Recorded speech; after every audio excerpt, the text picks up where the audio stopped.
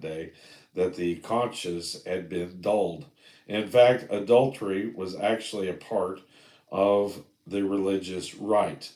The Gentiles who had uh, become Christians were to abstain from fornication. In America, we are going back to paganism today. Molech, Pan, and pantheism. You know, basically, do I need to explain?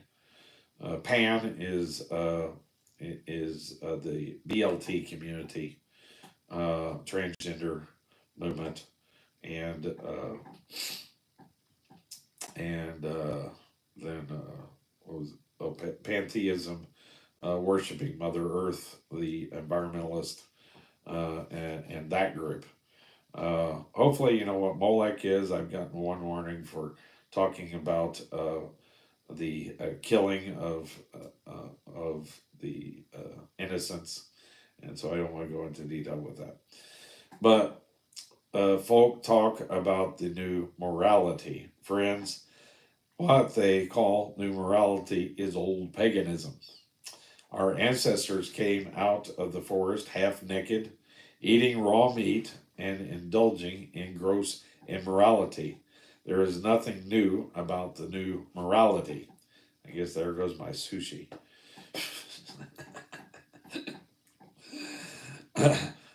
Also, one of the things I want to point out here, well, let's see. So, also, the Christian Council asked the Gentile Christians to abstain from things strangled and from blood, which would be very offensive to the Jewish brothers. These, again, was a matter of courtesy.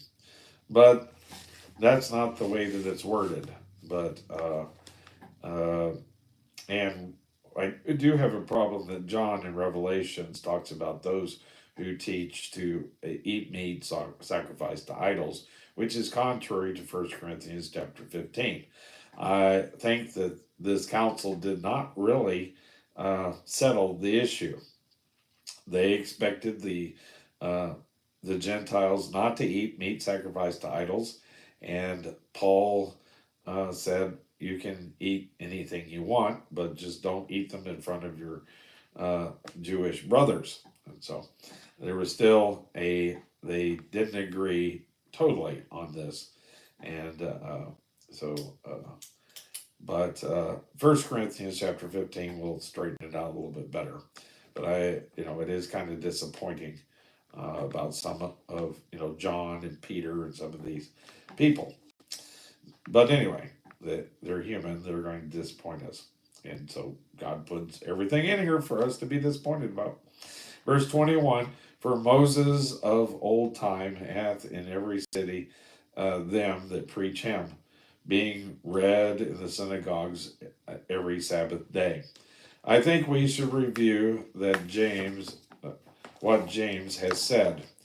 He fit the church into the program of the prophets, although the church is not the subject of prophecy. God is taking out of the Gentiles a people for his name today. Then the program of the prophets will follow. Number one, after this means after the church is taken out of the world. I will return, verse 16, is the second coming of Christ described in Revelation chapter 19. Number two, he will build again the ruins of the house of David that today has fallen down. Verse 16. So if he's going to rebuild the ruins, why are we expecting the Jews to build the temple so that they can offer the offer abomination in the temple? That's an interesting thought. Verse 3, when Christ returns, there will be a way for the remainder of men to seek after the Lord. Verse 17, 4. Then all the Gentiles will be in the kingdom in that day. Amos chapter 9 and verse 11. The important contrast is between out of them, the Gentiles, verse 14, and all of the Gentiles in verse 17.